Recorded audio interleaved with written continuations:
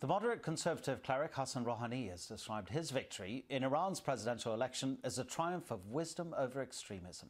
Mr. Rouhani secured just over 50% of the vote. The runner-up was the mayor of Tehran, Mohammad Bagher Kalibaf, but he came a distant second. He got just 17%. The BBC's World Affairs editor John Simpson reports. People came out nervously at first and then with greater confidence to celebrate an election which had turned into a referendum on Iran's political system.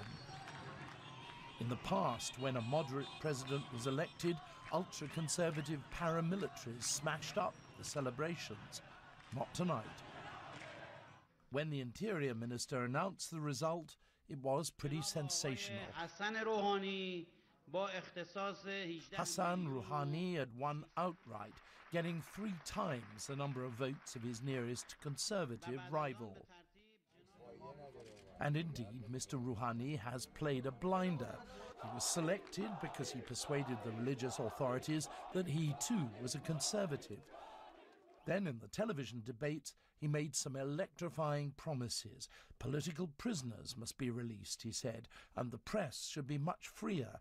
Above all, he said that Iran should re-engage with the West. That gave him his landslide. We want freedom! We want freedom! It's all been utterly different from the last presidential election in 2009. Then, convinced they'd been robbed of victory, moderate demonstrators paralysed the country for days until the police finally emptied the streets by their ferocious tactics. This time, the supreme religious leader, Ayatollah Khamenei, was a lot more careful.